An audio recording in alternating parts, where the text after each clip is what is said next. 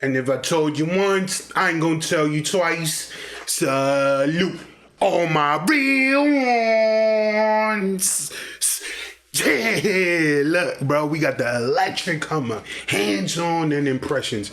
You know what's crazy was that I was like watching like a bunch of Entourage. I've seen Entourage like 10, 20 times. If y'all never seen that show before, if you got HBO Max, pull up Entourage, watch that show. Like, I know a lot of y'all love it. It is during the mid-2000s, but you'll still like the show. But anyway, in the show, they had flashy cars and they had Hummers, but they had the old Hummer H2. So like one day, this is before they even announced the electric one, I was saying like, yo, what if you took the drivetrain, the battery and the motors and the wheels from a Model S and tried to slap that inside of a Hummer?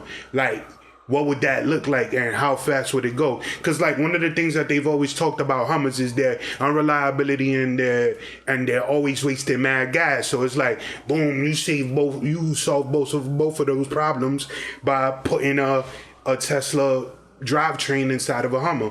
So the fact that they actually came back, oh, not only that, but Hummers, they stopped making them in 2009 and then they decided to bring them back. So like that's what always made me think like, damn, what if they made an EV Hummer and then they actually announced it? Like they was reading my thoughts. I'm telling you, if I don't wear aluminum foil over my head, they use satellites to like beam down like different types of RF signals to read your mind and take your thoughts and make inventions out of whatever you think. Anyway, that's neither here nor there. We gonna get straight to the video. Like button, subscribe button, notification bell, press those. Let's go!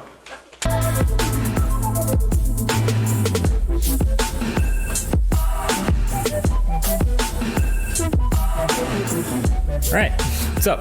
I'm KBHD here. So I just got done spending some time outside. This is a pretty exciting one and a little bit of an exclusive.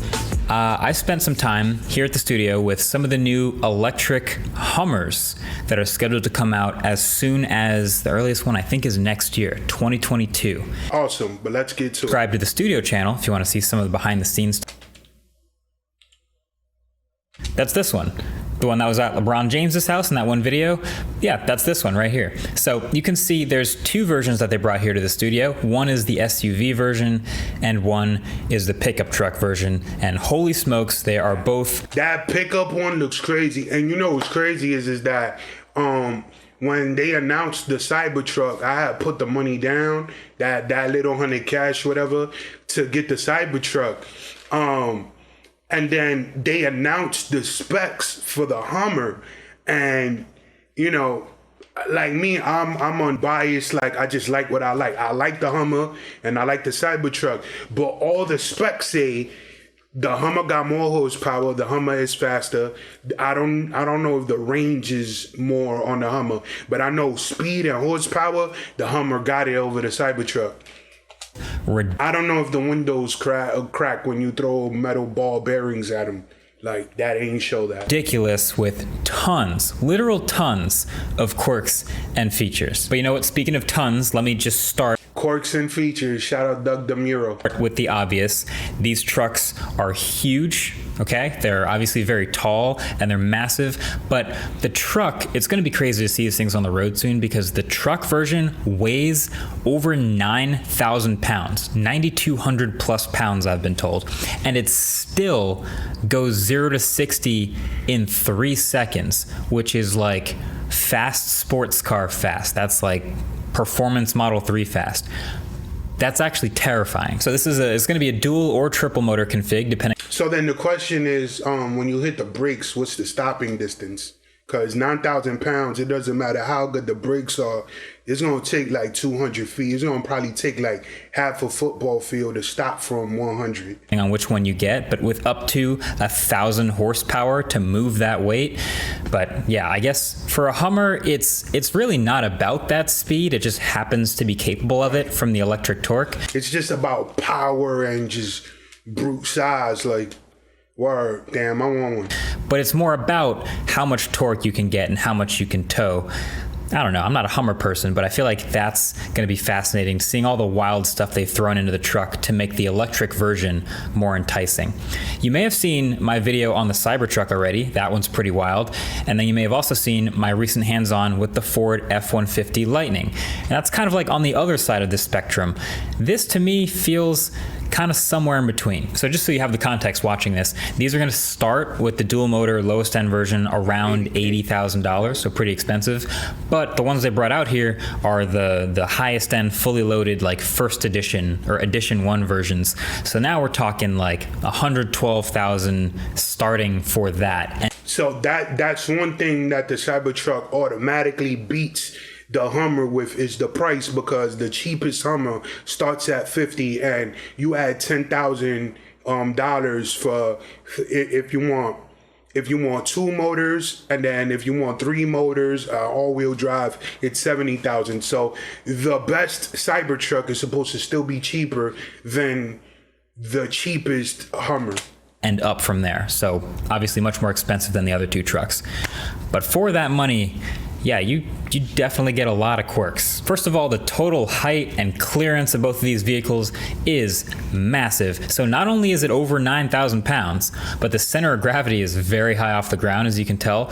But you know, it looks good on these trucks. They look very rugged, and obviously they have these huge wheels. Wait, I don't know if that's true, because if the center of gravity won't really matter on these trucks if it has the bottom, like where under where the people sit in the cabin, under that, between the front and the rear wheels, if the battery packs is all in that space right there, then the center of gravity is actually lower, because it has all that weight in the middle bringing it down.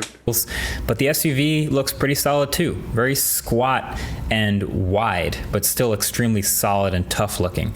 The whole thing is so squat, actually, that you may notice that you have 3 windshield wipers, because a single windshield wiper would actually be too tall, while a smaller pair doesn't reach the whole thing. So right off the bat, that's something you don't see on pretty much any other vehicle.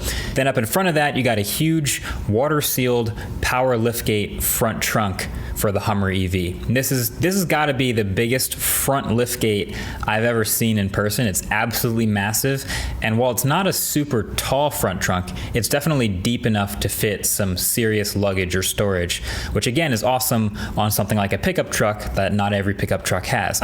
Right, so that's what I mean by going back to what I was just saying. The batteries are probably under the seats, so I don't think, and if it's super wide, I don't think if you driving fast and you hit a corner, I don't think it tipping over is going to be a real issue, like with Wranglers and stuff like that. I'm loving that on the F-150 Lightning too. And speaking of electric vehicle stuff, check out these headlights. So this is what it'll look like when it's sitting in a garage or at a charger plugged in. The front running lights are actually multicolored, so they can indicate exactly how much charge you have left and move those blue dots across the headlight area, which is pretty sick. And they also can turn orange for some pretty sweet regular blinker animations too. Honestly, I think the headlights are actually my favorite part of this truck. But wait, there's more. There's just a lot of smaller truck stuff that you'd be interested in if you're a Hummer person. Now, I'm not claiming to be a Hummer expert. This is the first time I've spent significant time with a Hummer, but I learned a lot about trucks from the F-150 Lightning, and a lot of this stuff is still pretty cool. Like, there's a tailgate that folds down in multiple stages, so it turns into a bench or a step to get up into the trunk, whatever you want. The back window also of both the SUV and the truck can go down too, so if you want that full fresh airflow from front to back, that's pretty sweet. And sitting inside, the interior is definitely, it's very off rip, that steering wheel looks trash, bro. Like, this is supposed to be a updated car by 2 things. One, if you just look at this cabin, right, that steering wheel looks like it's out of the 80s. That's one. Garbage. If you look at the shifter still looks like just a updated version of the one that was in the old Hummer 2 from the 2000s. So automatically, like, while he's talking and while I'm seeing this, I just start thinking, yo, what's the reliability? Is the reliability issues that plagued the Hummer 2 and plagued the first Hummer, is that gonna creep into this? And not only that, but at least those were mechanical whips where, you know, you just switch out GM pieces to get it fixed. Like, if something goes wrong on this car, it's gonna be more expensive. So I'm already like wondering, yo, what's the reliability gonna be like? Very industrial. Lots of rectangles and H-shaped objects as they do it. There is a screen here playing demo animations, but also still plenty of buttons and switches. This is by no means the minimalist type Cybertruck. And the best one is probably the mode dial that lets you switch between driving modes. You can raise or lower the suspension on demand and switch to crab walk mode if you want to, which lets you turn all the wheels in the same direction and maneuver diagonally, which is wild. Oh, and this would also be a good time to mention this. That's crazy. Whole thing is also a convertible. So the roof Also, it's a hard top. is removable. It's in 4 parts, so you actually have to go around to each corner and unhook 2 latches and take the roof panels off and put them in the trunk or the front trunk or wherever you want. But yeah, then suddenly this Hummer goes from a military-looking vehicle to an open-air recreational type thing with the wind going through your hair and this ultra-wide windshield. Other random quirks though, there's tons of storage, as you've already seen, but not just in the back and the front trunk, but even in the back seats. Or how about underneath the back seats? Or how about inside the back seats? Yo, I won't lie, like, I'm just looking at the car in general, like looking at the seats and the back seats. Or how about inside? Like, I'm just looking at the car, like, and like the interior, it doesn't look like $100,000 interior to me. I won't lie. Like, it doesn't look like, but once again, like, this is not me reviewing the car. I'd have to see in the person. Yo, I need this COVID thing to finish because the car show didn't come in 2020. The car show didn't happen in 2021. Next year, the car show gotta happen because I feel like stuff like this we would have gotten to see and experience in person, bro. Like, aside from the fact that, you know, I don't want to see more people die. Like, I just wanted to all end. But like stuff like this, I feel like I would be able to give a better perspective because I would have experienced and seen the car and got to touch it and mess with the buttons and feel the seats all in person and then come back and be able to give an actual review about it. Inside the back seats. I don't think this is something I've ever seen before. Then there's also cameras all around the vehicle, around the front, around the mirrors on the side, but most interesting to me is definitely the one in the center of the spare tire on the back. It's great for your visibility. And I noticed there's a good amount of pride in this truck. Like, they're clearly proud of having made it in the USA, and that explains the American flag on the B-pillar. And they're proud of that first moon landing, which, you know, I guess they're kind of associated with since GM made parts of the Apollo 11 moon rover. But they're really proud. They're proud to the point where they have a topographical map of the moon all over the floor of this truck. It's in the front seats, it's in the trunk, and specifically in the speakers on the door, which show the Sea of Tranquility. And actually there's a boot print right on the spot where the first human feet were set on the moon. So they're really into it. The boot print is also on the left side of the floor of the car where your foot rests while you're driving. So you can kind of feel like an astronaut maybe driving a version of a moon lander. But the one thing they seem the most proud of is the Hummer name, like just Hummer EV. I wasn't originally looking for this, but as I walked around the vehicle and was playing with things and poking it and prodding it and pointing a camera at it, I started realizing how many times I was seeing the word Hummer EV or just the logo etched into the car. And it's and it's funny that he mentions that. I don't know if y'all like watching car reviews. If y'all do, Doug DeMuro, he does the most entertaining ones. But one of the things he likes to point out is like companies that slap the badge of the car. Like if you got the S-Type or if you got a Maserati Ghibli or whatever the hell it's called. Like just, and he'll count how many times you'll see the name of the car slapped all over the car. Yeah, and I feel like, yo, you don't gotta do all that because if you see a Hummer in the street, you know it's a Hummer. Like, you don't gotta give it 1,000 badges. Like, a few badges is cool. So I'm trying to say that I really don't like that. Everywhere.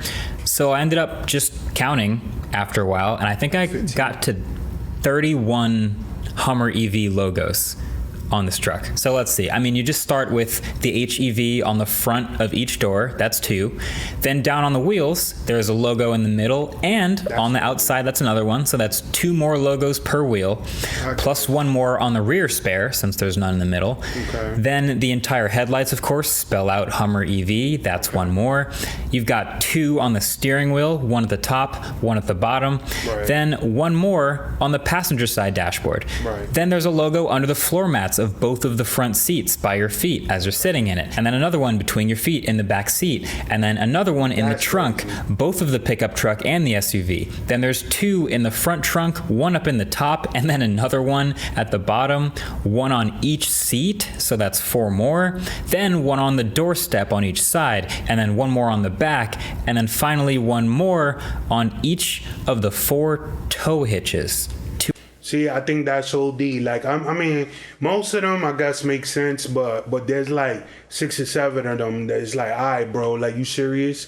So, like, you think I magically made it in the car without being able to see that it's a Hummer? 2 on the front and 2 on the back all say Hummer EV. You'll never forget which car you're in. But overall, I am just really fascinated by an electric Hummer. It seems kind of like an oxymoron. Like, I imagine the typical Hummer buyer doesn't care too much about efficiency. They probably won't care about the 350 mile max range that they're talking about, or the up to 350 kilowatt fast charging, which is very impressive for when someday the infrastructure supports it. But I imagine they care more about off-roading and power and towing and capabilities and things that other truck buyers are more interested in. And yeah, check and check. Cargo space, that's another check. It's interesting. It's interesting seeing an electric Hummer. So now that you've seen Hummer EV, I'm really curious what you think. Feel free to let me know in the comments below. And if you've already also watched the videos of Ford F-150 Lightning, yeah, so we gonna leave it there, man. The Hummer EV, it looks dope, but just $80K for a basic one, like you know. And when I could get a Cybertruck, or I could try to get a Cybertruck, and to me, like, the Cybertruck is so different. I like it. Like, I don't know if y'all ever seen if y'all haven't, watch it. It's just like a cheesy 80s movie with Charlie Sheen called The Wraith. But in that movie, he was driving a car called the Turbo Interceptor. And literally, like, I feel that the Cybertruck is a mix of the car from the movie The Wraith, the Turbo Interceptor, the DeLorean from Back to the Future, and like a big pickup truck. Like, you take the 3 of those, mash them together, and you got the Cybertruck. So as of right now, but mostly because it's like because it's the cheapest. Not only that, but Tesla has been building all electric vehicles the longest out of everybody. If I had to choose, I'd probably go with the Cybertruck. But let me know what y'all think in the video, how y'all felt about the electric Hummer. Would y'all get that whip if y'all had 100K, or would y'all get the Cybertruck, or would you get the F-150 Lightning? Let me know in the comment section. With that being said, my name is Rain. Catch you on the flip side. RCP salute. Wait for a dab on them.